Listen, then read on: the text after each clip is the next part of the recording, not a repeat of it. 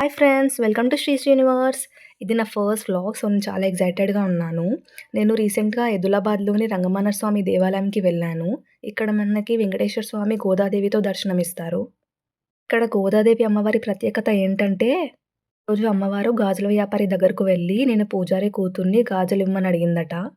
అప్పుడు ఆ గాజుల వ్యాపారి మరి డబ్బులిమ్మని అడిగితే మరుసటి రోజు ఇస్తానని చెప్పిందట.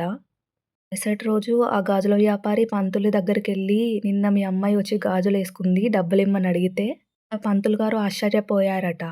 మా అమ్మాయేంటి గాజులేసుకోవడం ఏంటి అని ఆలోచిస్తుండగా, అమ్మవారి తలుపులు తెరిస్తే అక్కడ అమ్మవారి చేతులకి గాజులేసున్నాయట. చూడండి ఎంత ప్రత్యేకతనో. ఇక్కడ రంగమన్న స్వామి మనకి గోదాదేవితో దర్శనమిస్తున్నారు.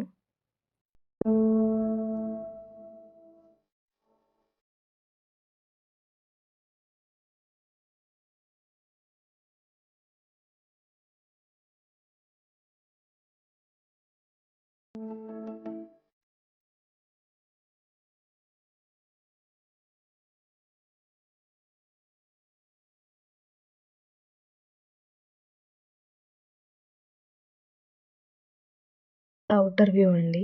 బయట వ్యూ. చాలా పెద్ద టెంపుల్ అండి. మీకు వీలుంటే దర్శించుకోండి.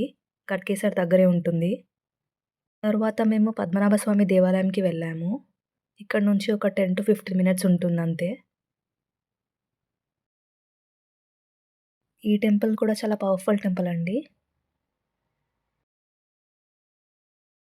ఇది టెంపుల్ బ్యాక్ సైడ్ వ్యూ అండి. చాలా పెద్ద టెంపుల్ అండి. చాలా బావుంటుంది. చాలా ఓపెన్ ప్లేస్ ఉంటుంది.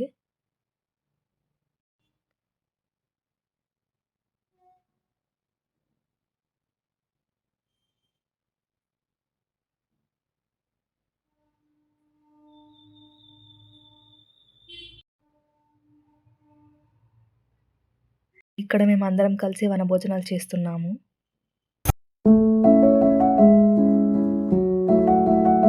ఇవాళ పులిహోర మాత్రం అదిరిపోయిందండి.